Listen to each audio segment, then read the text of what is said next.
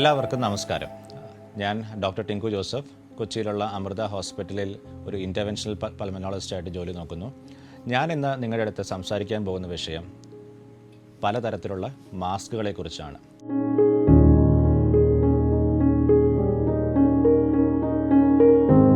Covid എന്ന മഹാമാരി വന്നതിന് ശേഷം മാസ്കുകൾ നമ്മുടെ എല്ലാവരുടെയും ജീവിതത്തിൽ ഒരു അവിഭാജ്യ ഘടകമായി മാറിക്കഴിഞ്ഞിരിക്കുന്നു. അപ്പോൾ പലതരത്തിലുള്ള മാസ്കുകൾ നമുക്ക് ലഭ്യമാണ്. ഇതിൽ ഏതാണ് ഏറ്റവും അനുയോജ്യമായ മാസ്ക് എന്നതിനെക്കുറിച്ചാണ് ഞാനൊരു അടുത്ത 15 മിനിറ്റിൽ സംസാരിക്കാൻ പോകുന്നത്. അപ്പോൾ മാസ്കുകൾ പലതരത്തിലാണ് നമുക്ക് അവൈലബിൾ ആയിട്ടുള്ളത്. അതിൽ ഏറ്റവും കോമൺ ആയിട്ട് നമ്മുടെ കമ്മ്യൂണിറ്റിയിൽ യൂസ് ചെയ്യുന്നതാണ് ക്ലോത്ത് മാസ്ക്, അതല്ലെങ്കിൽ തുണി കൊണ്ടുള്ള മാസ്ക്. പിന്നെയുള്ളത് single layer face mask, double layer face mask, triple layer face mask, N95 മാസ്കുകൾ, N100 മാസ്കുകൾ, ഇലാസ്റ്റോമറിക് റെസ്പിറേറ്റേഴ്സ്, അതല്ലെങ്കിൽ PAPR അല്ലെങ്കിൽ പവേർഡ് എയർ പ്യൂരിഫൈഡ് റെസ്പിറേറ്റേഴ്സ്. അപ്പം അങ്ങനെ പലതരത്തിലുള്ള മാസ്കുകൾ നമ്മുടെ മാർക്കറ്റിൽ ലഭ്യമാണ്. ഇതിൽ ഏറ്റവും അനുയോജ്യമായിട്ടുള്ള മാസ്ക് ഏതാണ്, ഏത് മാസ്ക് ഉപയോഗിച്ചാലാണ് കോവിഡ് ഇൻഫെക്ഷൻ നമുക്ക് പ്രതിരോധിക്കാൻ പറ്റും എന്നുള്ള വിഷയത്തെക്കുറിച്ചാണ് ഞാൻ സംസാരിക്കാൻ പോകുന്നത്. സിംഗിൾ ലെയർ ഫേസ് മാസ്ക് ഉണ്ടാക്കിയിരിക്കുന്നത് ഒരു നോൺ വോവൻ ഫാബ്രിക് അല്ലെങ്കിൽ തുണി കൊണ്ടോ തുണിക്ക് സമാനമായ മെറ്റീരിയൽസ് കൊണ്ടോ അതല്ലെങ്കിൽ പേപ്പർ കൊണ്ടോ ഒക്കെ ഉണ്ടാക്കിയിരിക്കുന്ന മാസ്കാണ് single layer face mask. Single layer face mask പ്രധാനമായിട്ട് ഉപയോഗിക്കുന്നത് പല ജോലികളിൽ ഏർപ്പെടുന്ന മെഡിക്കൽ മാസ്ക് അല്ല. ഇത് സിംഗിൾ ലെയർ ഫേസ് മാസ്ക് എന്ന് വെച്ചാൽ ഇത് മറ്റുള്ള ഒക്യുപ്പേഷൻസിൽ ജോലി ചെയ്യുന്ന ആൾക്കാർ ഉപയോഗിക്കുന്നത് ഒരു തരം മാസ്കാണ്. ഇത് പിന്നീട് റീയൂസ് ചെയ്യാൻ പറ്റുന്നൊരു മാസ്ക് അല്ല. ഒരു പ്രാവശ്യം ഉപയോഗിച്ചതിന് ശേഷം എടുത്ത് കളയേണ്ട മാസ്കാണ്. അതേപോലെ തന്നെ കോവിഡ് ഇൻഫെക്ഷൻ പ്രിവെൻറ്റ് ചെയ്യാനായിട്ട് ഇതുകൊണ്ട് പ്രത്യേകിച്ച് ഒരു ഉപയോഗമില്ല.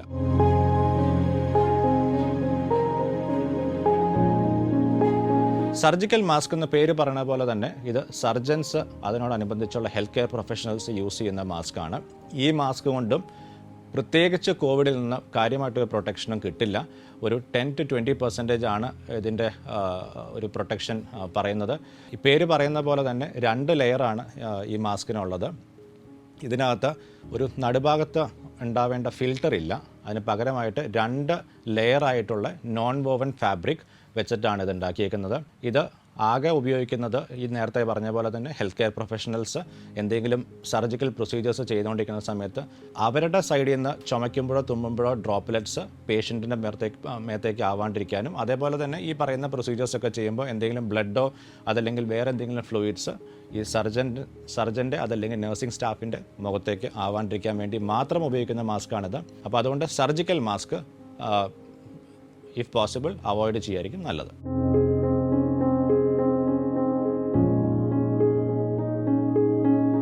ട്രിപ്പിൾ ലെയർ ഫേസ് മാസ്ക് അല്ലെങ്കിൽ 3 പ്ലൈ മാസ്ക്, സർജിക്കൽ മാസ്ക് അതല്ലെങ്കിൽ ഡബിൾ ലെയർ ഫേസ് മാസ്കിനെ കമ്പയർ ചെയ്യുമ്പോൾ triple layer face mask Covid protect ചെയ്യാനായിട്ട് ഒരു പരിധി വരെ സഹായിക്കുന്നതാണ്. ട്രയൽസിൻ്റെ അനുസരിച്ച് ഒരു 30 to 40% വരെ പ്രൊട്ടക്ഷൻ തരുന്നതാണ് ട്രിപ്പിൾ ലെയർ ഫേസ് മാസ്ക് അതല്ലെങ്കിൽ 3 പ്ലൈ ഫേസ് മാസ്ക്. പുറം ഭാഗങ്ങളിൽ അതിനകത്ത് വരുന്ന നോൺ വോവൻ ഫാബ്രിക് വെച്ച് ഉണ്ടാക്കിയിരിക്കുന്ന മെറ്റീരിയലാണ്. അത് വെള്ളം അബ്സോർബ് ചെയ്യാത്ത മാസ്കാണ്.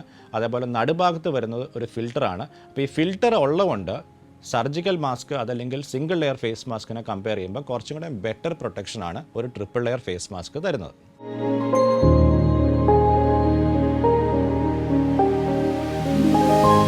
ഡസ്റ്റ് മാസ്ക് കണ്ടു കഴിഞ്ഞ് കഴിഞ്ഞാൽ നമ്മുടെ ഒരു N95 മാസ്ക് പോലെ ഇരിക്കും. പക്ഷേ അത് ഉണ്ടാക്കിയിരിക്കുന്നത് പേപ്പർ അല്ലെങ്കിൽ ടിഷ്യൂ പൾപ്പ് വെച്ചിട്ടാണ്. അപ്പം ഡസ്റ്റ് മാസ്ക് കൊണ്ട് യാതൊരുവിധ പ്രൊട്ടക്ഷനും ഇല്ല. 0% ആണ് ഗവൺമെൻറ് പറയുന്നത്. ഒരുപാട് ആൾക്കാർ കൺഫ്യൂഷനായിട്ട് കണ്ടു കഴിഞ്ഞ് കഴിഞ്ഞാൽ N95 പോലെ ഇരിക്കുന്നതുകൊണ്ട് ഡസ്റ്റ് മാസ്ക് മേടിക്കും. പക്ഷേ അതുകൊണ്ട് യാതൊരു വിധത്തിലുള്ള പ്രൊട്ടക്ഷൻ നമുക്ക് ആർക്കും തന്നെ കിട്ടില്ല.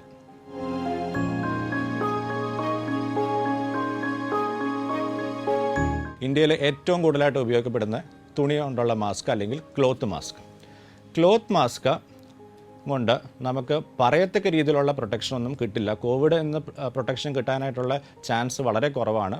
ചുമയ്ക്കുമ്പോഴോ തുമ്മുമ്പോഴോ നമ്മൾ സ്പ്രെഡ് ചെയ്യുന്ന ലാർജായിട്ടുള്ള വലിയ ഡ്രോപ്ലെറ്റ്സ് മറ്റൊരാളിലേക്ക് സ്പ്രെഡ് ആവുന്നത് ഒരു പരിധി വരെ തടഞ്ഞു നിർത്താനായിട്ട് ഒരു ക്ലോത്ത് മാസ്ക് കൊണ്ട് സഹായിക്കും. പക്ഷേ വേറൊരാൾക്ക് കോവിഡ് ഇൻഫെക്ഷൻ ഉണ്ടെങ്കിൽ നമുക്കത് കിട്ടാണ്ടിരിക്കാനായിട്ട് ക്ലോത്ത് മാസ്ക് കൊണ്ട് പ്രത്യേകിച്ചൊരു ഉപയോഗമില്ല. ക്ലോത്ത് മാസ്ക് ഉപയോഗിക്കുകയാണെങ്കിൽ പ്രിഫറബിളി ഒരു 100% കോട്ടൺ, അതിൽ 100% കോട്ടൺ കൊണ്ട് ഉണ്ടാക്കിയിരിക്കുന്ന ഒരു മാസ്കാണ് ഉപയോഗിക്കേണ്ടത്. അത് 3 പ്ലൈ 3 ലെയറായിട്ട് ഉള്ള ഒരു ക്ലോത്ത് മാസ്ക് ആയിരിക്കും ഏറ്റവും ഉചിതം. അതേപോലെ തന്നെ ഈ ക്ലോത്ത് മാസ്ക് ഉപയോഗം കഴിഞ്ഞതിന് ശേഷം എല്ലാ ദിവസം മാൻഡേറ്ററി ആയിട്ട് അത് കഴുകി വൃത്തിയാക്കിയിട്ട് സൂക്ഷിക്കണം. അപ്പോൾ അതെങ്ങനെ കഴുകുന്നതിനെക്കുറിച്ച് നമുക്ക് 3 തരത്തിൽ അത് കഴുകി വൃത്തിയാക്കാം. ഒന്ന്, ചൂടുവെള്ളത്തിൽ മുക്കി അത് കഴുകിയെടുത്ത് ഉണക്കാനിടാം, എന്നിട്ട് അടുത്ത ദിവസം പിന്നെ ഉപയോഗിക്കാം.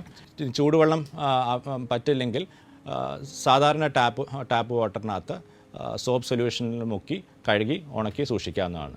ഇനി ഇതിനേക്കാളും ബെറ്റർ ആയിട്ടുള്ള ഒരു ഓപ്ഷൻ എന്താ വെച്ച് കഴിഞ്ഞാൽ നമുക്ക് 0.1 അല്ലെങ്കിൽ 0.1% ആയിട്ടുള്ള ക്ലോറിൻ വെള്ളത്തിൽ ഈ ക്ലോത്ത് മാസ്ക് മുക്കി കഴുകിയെടുത്ത് സൂക്ഷിക്കാവുന്നതാണ്.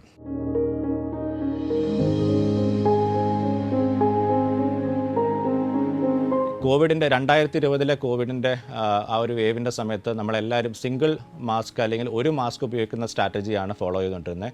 നേരെ മറിച്ച് 2021 ആയിരുന്നപ്പോഴത്തേക്കും പല ഗവൺമെൻറ്റുകളും പറയുന്നതെന്ന് വെച്ച് കഴിഞ്ഞാൽ 2 മാസ്ക് ഉപയോഗിക്കണം, 2 മാസ്ക് ഉപയോഗിച്ച് കഴിഞ്ഞാൽ കുറച്ചും കൂടെ ബെറ്റർ ആയിരിക്കും എന്നുള്ള കൺസെപ്റ്റിലേക്കാണ്. കാരണം എന്താണെന്ന് വെച്ച് കഴിഞ്ഞാൽ നേരത്തെ നമ്മൾ വിചാരിച്ചുകൊണ്ടിരുന്ന തുണി കൊണ്ടുള്ള മാസ്ക് കൊണ്ട് ഒരു പരിധിവരെ പ്രൊട്ടക്ഷൻ കിട്ടുന്നുള്ളത്, പക്ഷേ ഇപ്പോൾ പ്രൂവ് ചെയ്തേക്കുന്ന കാര്യമാണ് തുണി കൊണ്ടുള്ള മാസ്ക് കൊണ്ട് പറയത്തക്ക രീതിയിൽ കോവിഡിൽ നിന്ന് യാതൊരുവിധ പ്രൊട്ടക്ഷനും കിട്ടില്ല. അതുകൊണ്ട് പ്രിഫറബിളി ഒരു തുണി കൊണ്ടുള്ള മാസ്ക് ഉപയോഗിക്കുമ്പോൾ അതിനോടൊപ്പം ഒരു ട്രിപ്പിൾ ലെയർ ഫേസ് മാസ്ക് അല്ലെങ്കിൽ 3 പ്ലൈ ഫേസ് മാസ്ക്, അതല്ലെങ്കിൽ മെഡിക്കൽ മാസ്ക് എന്ന് പറഞ്ഞ മാസ്കാണ് ഉപയോഗിക്കേണ്ടത്. സർജിക്കൽ മാസ്ക് അല്ല. സർജിക്കൽ മാസ്ക് ഒരുപാട് പത്രങ്ങളിലൊക്കെ വരുന്നതെന്ന് വെച്ചാൽ സർജിക്കൽ മാസ്കും അതിനോടൊപ്പം തന്നെ തുണി കൊണ്ടുള്ള മാസ്ക് കൂടിയാണ് ഉപയോഗിക്കേണ്ടത്. പക്ഷേ സർജിക്കൽ മാസ്ക് എന്ന് പറയുന്നത് 2 ലെയർ മാസ്ക് ആണ്. അതിൻ്റെ നടുഭാഗത്ത് ഫിൽറ്റർ ഇല്ല. അപ്പം സർജിക്കൽ മാസ്കിന് പകരം ഉപയോഗിക്കേണ്ടത് ട്രിപ്പിൾ ലെയർ അല്ലെങ്കിൽ 3 പ്ലൈ മാസ്ക് ആണ്. അതിൻ്റെ മുകളിൽ ഒരു തുണി കൊണ്ടുള്ള മാസ്ക് കൂടെ ഉപയോഗിക്കുകയാണെങ്കിൽ കുറച്ചും കൂടെ ഒരു better protection, up to 60 to 70% പ്രൊട്ടക്ഷനെങ്കിലും കോവിഡിൽ നിന്ന് കിട്ടും.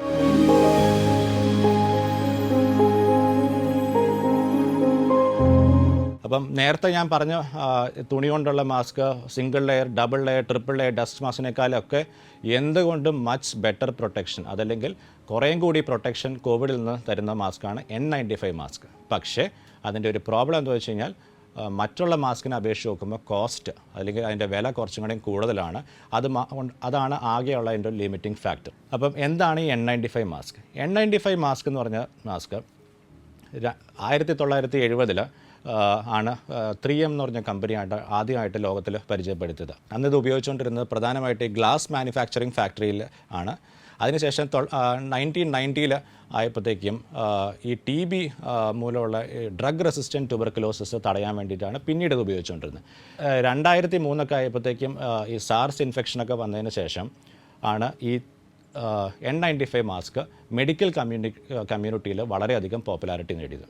അപ്പം എന്താണ് N95 മാസ്ക്? N95 എന്ന് വെച്ച് കഴിഞ്ഞാൽ എന്ന് വെച്ച് കഴിഞ്ഞാൽ നോൺ റെസിസ്റ്റൻറ്റ് ടു ഓയിൽ എന്നുള്ളതാണ് അർത്ഥം. 95 എന്ന് വെച്ചാൽ 95% N95 മാസ്കിന് തരുന്ന പ്രൊട്ടക്ഷൻ കോവിഡിൽ നിന്ന്, അതല്ലെങ്കിൽ എന്തെങ്കിലും ഒരു വൈറൽ ഇൻഫെക്ഷൻ തരുന്ന പ്രൊട്ടക്ഷൻ അപ് ടു 95% എന്നാണ്.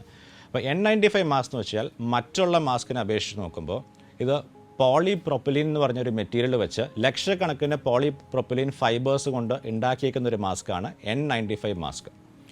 അപ്പം ഈ പോളിപ്രൊപ്പിലിൻ ഫൈബേഴ്സ് ഇലക്ട്രിക്കലി ചാർജ്ഡ് ആണ്.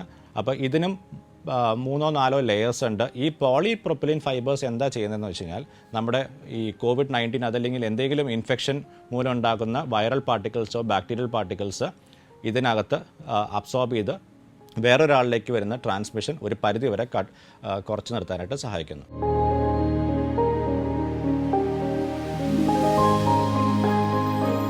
അപ്പം N95, N99, N100 മാസ്കുകൾ എന്താ വെച്ച് കഴിഞ്ഞാൽ അത് അമേരിക്കൻ നിർമ്മിതമായ മാസ്കുകളാണ്. നേരെ മറിച്ച് ഈ FFP എന്ന് പറയുന്ന ഗ്രേഡിൽ വരുന്നത് യൂറോപ്യൻ രാജ്യങ്ങളിൽ ഉൽപ്പാദിപ്പിക്കപ്പെടുന്ന മാസ്കുകളാണ്.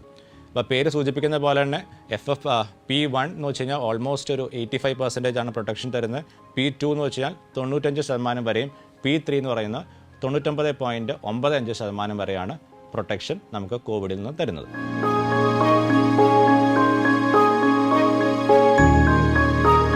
കൊറിയൻ നിർമ്മിതമായ മാസ്കാണ് KF95 അല്ലെങ്കിൽ KF99, 100 എന്നുള്ള കാറ്റഗറിയിൽ വരുന്ന മാസ്കുകളാണ്. അതേപോലെ ചൈനയിൽ നിന്ന് ഉൽപ്പാദിപ്പിക്കപ്പെടുന്ന മാസ്കുകളും ലഭ്യമാണ്. അത് KN95 എന്നുള്ള ഗ്രേഡിംഗ് സിസ്റ്റത്തിലാണ് അറിയപ്പെടുന്നത്.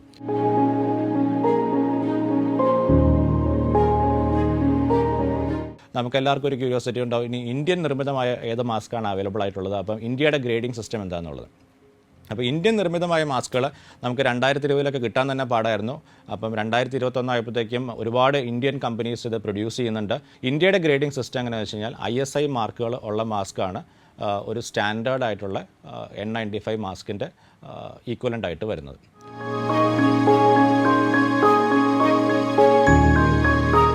മാർക്കറ്റിൽ ഒരുപാട് കമ്പനിയുടെ പലതരത്തിലുള്ള N95 മാസ്കുകൾ ലഭ്യമാണ്. അതിൽ പകുതിയും ഡ്യൂപ്ലിക്കേറ്റാണ്. അപ്പോൾ നമുക്ക് എങ്ങനെയാണ് ഇത് കറക്റ്റായിട്ടുള്ള മാസ്ക് തിരഞ്ഞെടുക്കാൻ കുറിച്ചാണ്. അപ്പോൾ 5 പോയിൻ്റാണ് അതിനകത്ത് വരുന്നത്. അപ്പം ഒരു ഒറിജിനൽ മാസ്ക് ആണെങ്കിൽ ഓരോ രാജ്യത്തിനും ഓരോ സർട്ടിഫിക്കേഷൻ ഉണ്ട്. നിയോഷ് എന്ന് പറയുന്ന സർട്ടിഫിക്കേഷൻ വരുന്ന അമേരിക്കൻ നിർബന്ധമായ മാസ്കുകൾക്കാണ്. അതുപോലെ ഇന്ത്യൻ സർട്ടിഫിക്കേഷൻ എന്ന് വെച്ചാൽ ISI മാർക്ക് വേണം. അതുപോലെ ഏത് കമ്പനിയാണ് ഉണ്ടാക്കിയേക്കുന്നത്, ആ മാനുഫാക്ചർ ചെയ്യുന്ന കമ്പനിയുടെ പേര് അതിനകത്ത് വേണം, അതിൻ്റെ ബാച്ച് നമ്പർ, ലോട്ട് നമ്പർ, മോഡൽ നമ്പർ. അപ്പോൾ അങ്ങനെ 5 പോയിൻ്റ് അതിനകത്ത് ഏത് മാസ്കിലാണോ അതിനകത്ത് വേണം. ഇത്രയും ക്രൈറ്റീരിയ ഫുൾഫിൽ ചെയ്യുന്നത് മാത്രമാണ് ഒരു ഒറിജിനൽ ആയിട്ടുള്ള N95 മാസ്ക്. ബാക്കി എല്ലാം തന്നെ വരുന്നത് ഡ്യൂപ്ലിക്കേറ്റ് ആയിട്ടുള്ള N95 ആണ്. അപ്പോൾ അത് ഉപയോഗിച്ചിട്ട് നമുക്ക് പ്രൊട്ടക്ഷൻ കിട്ടുമില്ല എന്നുള്ളത് ദൈവത്തിന് മാത്രമേ അറിയാൻ പറ്റുള്ളൂ.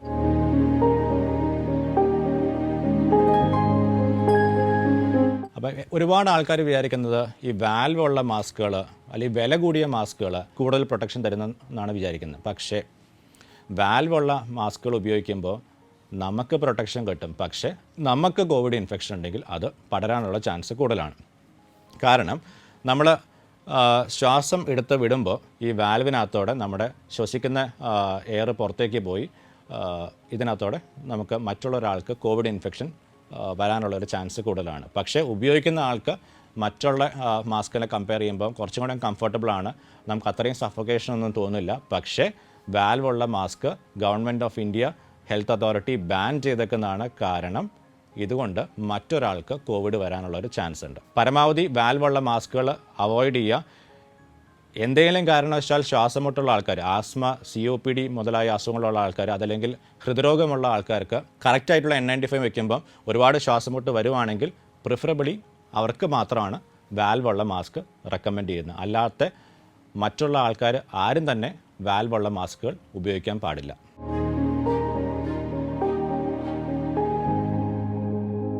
മാസ്ക് ഉപയോഗിക്കുന്ന പോലെ തന്നെ വളരെ ഇമ്പോർട്ടൻ്റ് ആണ് അത് മെയിൻറ്റെയിൻ ചെയ്യുന്നതിനെക്കുറിച്ചും അത് കറക്റ്റായിട്ട് ഫിറ്റ് ചെയ്ത് ഉപയോഗിക്കുന്നതിനെക്കുറിച്ചും. കാരണം വെറുതെ മാസ്ക് വെച്ചിട്ട് കാര്യമില്ല, അത് കറക്റ്റായിട്ട് ഉപയോഗിക്കാൻ അറിയണം, കറക്റ്റായിട്ട് വെക്കാൻ അറിയണം. അതല്ലെങ്കിൽ അതുകൊണ്ട് തന്നെ നമുക്ക് കോവിഡ് വരാനുള്ള ചാൻസ് ഉണ്ട്. അപ്പം ഒരു മാസ്ക് തിരഞ്ഞെടുക്കുമ്പോൾ അത് നമ്മുടെ മുഖത്തിന് അനുയോജ്യമായിരിക്കണം, കറക്റ്റായിട്ട് ഫിറ്റ് ആവുന്നതായിരിക്കണം. അതേപോലെ തന്നെ സ്ട്രാപ്പ് അതിൻ്റെ കറക്റ്റായിട്ട് ഫിറ്റ് ചെയ്യണം. പിന്നെ അതേപോലെ തന്നെ നമുക്ക് N95 മാസ്ക് ഉപയോഗിക്കുമ്പം പ്രധാനമായിട്ട് അറിഞ്ഞിരിക്കേണ്ട കാര്യമാണ്, ഒരു N95 മാസ്ക് മാക്സിമം 9 to 10 മണിക്കൂർ വരെയാണ് ഉപയോഗിക്കാൻ പറ്റുള്ളൂ. അതിൻ്റെ മേലെ നമുക്ക് ഉപയോഗിക്കാൻ പറ്റില്ല. 9 to 10 മണിക്കൂർ കഴിയുമ്പോഴത്തേക്കും ആ മാസ്ക് അതിനകത്തുള്ള ആ സ്റ്റാറ്റിക് ഫോഴ്സ് അങ്ങ് പോവും. അതിനുശേഷം പിന്നെ ആ മാസ്ക് കൊണ്ട് പറയത്തക്ക രീതിയിൽ ഒരു പ്രൊട്ടക്ഷനും കിട്ടില്ല. അപ്പം അതേപോലെ തന്നെ നമ്മുടെ രാജ്യത്ത് കുറച്ചുകൂടെ ചൂട് കൂടിയ സ്ഥലമൊക്കെ ആയതുകൊണ്ട് ഒരുപാട് വേർക്കുന്നു. അപ്പം എന്തെങ്കിലും കാരണവശാൽ ഈ N95-നകത്ത് വെള്ളമോ അതല്ലെങ്കിൽ വേർപ്പോ അതല്ലെങ്കിൽ വേറെ എന്തെങ്കിലും സൊല്യൂഷൻസ് വല്ലതും ആയിക്കഴിഞ്ഞ് കഴിഞ്ഞാൽ നമുക്ക് ഈ മാസ്ക് പിന്നീട് ഉപയോഗിക്കാൻ കൊള്ളില്ല. അതേപോലെ തന്നെ സ്ത്രീകളിൽ മേക്കപ്പ് ഇടുന്ന ആൾക്കാരാണ്, അതിൽ ലിപ്സ്റ്റിക് ഇടുന്ന ആൾക്കാരിലൊക്കെ ഈ മാസ്കിൻ്റെ അകത്ത് ഇതിൻ്റെ അംശങ്ങൾ പറ്റി പിടിച്ചു കഴിഞ്ഞാൽ പിന്നീട് ആ മാസ്ക് ഉപയോഗിക്കാൻ കൊള്ളില്ല.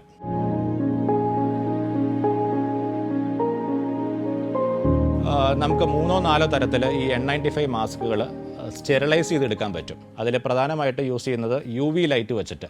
ഈ മാസ്കുകൾ ഒരു 10 to 15 മിനിറ്റ് അൾട്രാ വയലറ്റ് ലൈറ്റിൻ്റെ അടിയിൽ വെച്ചിട്ട് നമുക്കത് സ്റ്റെറിലൈസ് ചെയ്തെടുക്കാം. അതേപോലെ തന്നെ പിന്നീട് ഉപയോഗിക്കുന്ന സ്ട്രാറ്റജിയാണ് ഹൈഡ്രജൻ പെറോക്സൈഡിൻ്റെ വേപ്പേഴ്സ് വെച്ചിട്ട് ആ ഒരു ചേംബറിനകത്ത് ഒരു 15 to അരമണിക്കൂർ വരെ വെച്ച് ഈ മാസ്ക് സ്റ്റെറിലൈസ് ചെയ്തെടുക്കാം. പിന്നീട് ഉപയോഗിക്കുന്ന ഒരു സ്ട്രാറ്റജിയാണ് ഒരാൾക്ക് 5 മാസ്ക് എന്ന് പറയുന്ന ഒരു സ്ട്രാറ്റജി. അതെങ്ങനെയാണെന്ന് വെച്ച് കഴിഞ്ഞാൽ നമ്മൾ ഓരോ ദിവസം ഓരോ N95 മാസ്ക് ഉപയോഗിക്കും. ആ ഉപയോഗിച്ച N95 മാസ്ക് ഒരു പ്ലാസ്റ്റിക് കവറിനകത്തോ അതല്ലെങ്കിൽ പേപ്പർ കവറിനകത്തോ ഇട്ട് വെച്ചിട്ട് ഒരു 4 ദിവസം വരെ മാറ്റി വെക്കുന്നു. അപ്പോൾ അതിൻ്റെ കൺസെപ്റ്റ് എന്താണെന്ന് വെച്ച് കഴിഞ്ഞാൽ ഒരു കോവിഡ് വൈറസ് അല്ലെങ്കിൽ കൊറോണ വൈറസ് സർവൈവ് ചെയ്യുന്നത് 4 ദിവസം വരെയൊക്കെ ആയിരിക്കും. 4ാമത്തെ ദിവസം കഴിഞ്ഞ് പിന്നീട് ഈ മാസ്ക് ഉപയോഗിക്കുമ്പോൾ നമുക്ക് കുറച്ചും കൂടെയും ബെറ്റർ ആയിരിക്കും. അപ്പം N95 മാസ്കുകൾ ഉണ്ടാക്കുന്ന ഒരു കമ്പനിയും ഇതേപോലത്തെ സ്ട്രാറ്റജീസ് റെക്കമെൻഡ് ചെയ്യുന്നില്ല. പക്ഷേ നമുക്ക് ഈ കോവിഡ് കാലത്ത് മാസ്കുകളുടെ ഷോർട്ടേജ് ഉള്ളതുകൊണ്ട് വേറെ നിവൃത്തിയില്ലാത്തതുകൊണ്ട് ഇങ്ങനത്തെ 2-3 മെത്തേഡ്സ് ഉണ്ട് നമുക്ക് N95 മാസ്ക് പിന്നീട് ഉപയോഗിക്കാൻ വേണ്ടിയിട്ട്.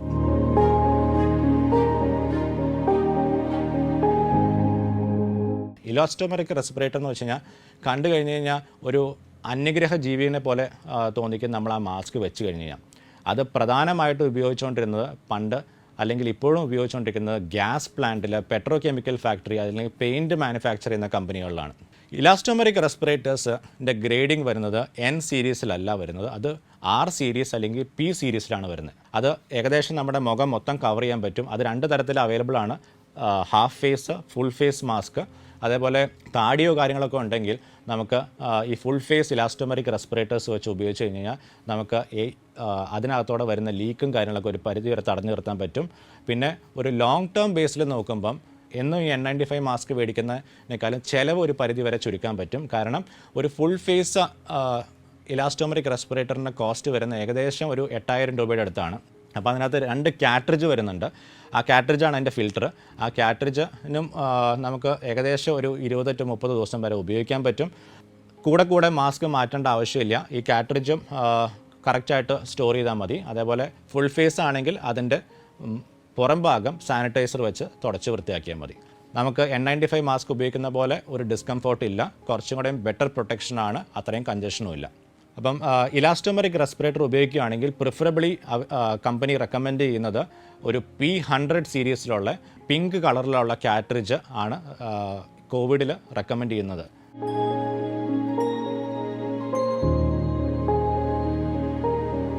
ഒരുപാട് തരത്തിലുള്ള മാസ്കുകൾ ഞാൻ പറഞ്ഞു. അതിൽ ഏറ്റവും കോസ്റ്റ്ലി ആയിട്ടുള്ളതും ഏറ്റവും കംഫർട്ടബിൾ ആയിട്ടുള്ള ഒരു മാസ്കാണ് പാപ്പർ അല്ലെങ്കിൽ PAPR എന്ന് പറയുന്ന ഒരു തരത്തിലുള്ള മാസ്ക്. അപ്പോൾ ഇത് കണ്ടു കഴിഞ്ഞാൽ നമ്മൾ ഈ ചന്ദ്രനിലേക്കൊക്കെ പോകുന്ന സ്പേസ് സ്യൂട്ട് പോലെ ഇരിക്കും അത് ഒരാളിട്ട് കഴിഞ്ഞാൽ. അപ്പോൾ നമ്മുടെ തല മൊത്തം കവർ ചെയ്യുന്ന ഒരു സാധനമാണ്. അപ്പോൾ അതിനകത്ത് വരുന്നതെന്ന് വെച്ചാൽ ഒരു മാസ്ക് അല്ല, അതിന് പകരം ഒരു ഹൂഡ് അതല്ലെങ്കിൽ ഒരു തൊപ്പി പോലത്തെ ഒരു സാധനം തലയിലേക്ക് ഇറക്കി വെച്ചിട്ട് അതിന് നമ്മുടെ ബാക്കിലേക്ക് ഒരു ചെറിയൊരു മെഷീൻ ഉണ്ടാവും. ആ മെഷീൻ എന്താ ചെയ്യുന്നതെന്ന് വെച്ച് കഴിഞ്ഞാൽ അതിനകത്താണ് ഈ ഇരിക്കുന്ന ഫിൽറ്റർ. അത് N95 കുറച്ചും ബെറ്റർ ആയിട്ടുള്ള HEPA ഫിൽറ്റേഴ്സാണ് അതിനകത്ത് ഇരിക്കുന്നത്. അപ്പോൾ ബാറ്ററി കൊണ്ട് ഓപ്പറേറ്റ് ചെയ്യപ്പെടുന്ന ഒരു ഡിവൈസാണ്. അപ്പം ഏതെങ്കിലും ആൾക്കാർക്ക് ഈ N95 മാസ്ക് വയ്ക്കുമ്പോൾ ഉണ്ടാകുന്ന ബുദ്ധിമുട്ടുകൾ, അതല്ലെങ്കിൽ മുഖത്ത് എന്തെങ്കിലും ഫേഷ്യൽ ഡിഫോമേഷനുള്ള ആൾക്കാർ, അതേപോലെ താടിയുള്ള ആൾക്കാർ, അതല്ലെങ്കിൽ നമുക്ക് ഒരു പ്രൊളോങ്ഡ് ആയിട്ട് ഒരുപാട് മണിക്കൂറുകൾ നീണ്ടു നിൽക്കുന്ന സർജറിയൊക്കെ ചെയ്യുമ്പം ഇത് വെക്കുകയാണെങ്കിൽ നമുക്ക് കുറേ കംഫർട്ടബിൾ ആയിരിക്കും. മറ്റുള്ള മാസ്കിനേക്കാളും ഒക്കെ കംഫർട്ടബിളാണ്. പക്ഷേ അതിൻ്റെ ലിമിറ്റിംഗ് ഫാക്ടർ എന്താണെന്ന് വെച്ച് കഴിഞ്ഞാൽ കോസ്റ്റാണ്. ഏകദേശം ഒരു 30,000 തൊട്ട് 50,000 രൂപ വരെ ചിലവ് വരും ഈ ഒരു ഡിവൈസിന്. നമുക്ക് ഇതിന് തലയിൽ ഇറക്കി വെക്കുന്ന നേരത്തെ പറഞ്ഞ പോലെ തൊപ്പി പോലത്തെ സാധനം അതൊരു 10 പ്രാവശ്യം ഉപയോഗിച്ചതിന് ശേഷം മാറ്റിക്കളയണം. അപ്പം കോസ്റ്റ് വളരെ മേജറായിട്ടുള്ള ഒരു ലിമിറ്റിംഗ് ഫാക്ടറാണ്. ഈ അടുത്തിടയ്ക്കായിട്ട് ഒരുപാട് കമ്പനികൾ ഇത് മാനുഫാക്ചർ ചെയ്യാൻ തുടങ്ങി. അമൃത ഹോസ്പിറ്റൽ വരെ ഇത് പ്രൊഡ്യൂസ് ചെയ്തു. പല രീതിയിലുള്ള മാസ്കുകളെ കുറിച്ച് പറഞ്ഞു. തുടക്കത്തിൽ ഞാൻ പറഞ്ഞത് single layer mask, double layer mask, triple layer mask, dust mask, തുണി കൊണ്ടുള്ള മാസ്കുകൾ, N95 മാസ്കിൻ്റെ അതല്ലെങ്കിൽ FFP2 മാസ്കുകൾ, പിന്നെ ഇലാസ്റ്റോമെറിക് റെസ്പിറേറ്റേഴ്സ്, PAPR എന്ന് പറഞ്ഞ മാസ്ക്, അങ്ങനെ ഒരു പല തരത്തിലുള്ള മാസ്കുകളെ കുറിച്ച് ഞാൻ പറഞ്ഞു. എല്ലാ മാസ്കുകൾക്കും അതിൻ്റെ ഗുണങ്ങളും അതേപോലെ തന്നെ ദോഷങ്ങളും ഉണ്ട്. കോവിഡിൽ നിന്ന് പ്രൊട്ടക്ഷൻ കിട്ടാനായിട്ട് ഏറ്റവും അനുയോജ്യമായ മാസ്ക് N95 മാസ്കുകളാണ്, അതല്ലെങ്കിൽ FFP2 മാസ്കുകളാണ്. ഇനി ഇത് നമുക്ക് അഫോർഡ് ചെയ്യാൻ പറ്റുന്നില്ലാത്തൊരു സിറ്റുവേഷൻ ആണെങ്കിൽ ഒരു മാസ്ക് ഉപയോഗിക്കാണ്ടിരിക്കാനേക്കാളും നല്ലത് നമുക്ക് ഒട്ടും തന്നെ N95 മാസ്ക് അഫോർഡ് ചെയ്യാൻ പറ്റുന്നില്ലെങ്കിൽ അറ്റ്ലീസ്റ്റ് ഒരു ട്രിപ്പിൾ ലെയർ ഫേസ് മാസ്ക് ഉപയോഗിക്കുക. അതിൻ്റെ പുറത്ത് ഒരു തുണി കൊണ്ടുള്ള 100% കോട്ടൺ കൊണ്ടുള്ള തുണി കൊണ്ടുള്ള മാസ്ക് ഉപയോഗിക്കുക. പക്ഷേ മാസ്ക് കൊണ്ട് മാത്രം നമുക്ക് കോവിഡ് തടഞ്ഞു നിർത്താൻ പറ്റില്ല. മാസ്ക് ഉപയോഗിക്കുന്നതോടൊപ്പം തന്നെ മറ്റുള്ള ഗവൺമെൻറ് പറയുന്ന നിർദ്ദേശങ്ങൾ എന്തൊക്കെയാണെന്ന് വെച്ച് കഴിഞ്ഞാൽ സോഷ്യൽ ഡിസ്റ്റൻസിങ്, അറ്റ്ലീസ്റ്റ് ആൾക്കാർ തമ്മിൽ ഒരു 6 ഫീറ്റ് ഡിസ്റ്റൻസെങ്കിലും മെയിൻറ്റെയിൻ ചെയ്യാൻ നോക്കുക. അതേപോലെ തന്നെ ഹാൻഡ് സാനിറ്റൈസേഷൻ നിർബന്ധമാണ്. പരമാവധി ആൾക്കാർ കൂട്ടം കൂടാണ്ടിരിക്കുക. പിന്നെ ഏറ്റവും ഇമ്പോർട്ടൻ്റ് ആയിട്ടുള്ളത് എല്ലാവരും പരമാവധി 18 വയസ്സിന് മുകളിലുള്ള എല്ലാവരും തന്നെ വാക്സിൻ നിർബന്ധമായിട്ട് എടുക്കുക. എല്ലാവരും ഇത് ദയവ് ചെയ്ത് ഫോളോ ചെയ്യുക. എന്നാൽ മാത്രമാണ് നമുക്ക് കോവിഡ് എന്ന മഹാമാരിയെ ഒരു പരിധി വരെയെങ്കിലും പിടിച്ചു നിർത്താൻ പറ്റുള്ളൂ. Thank you.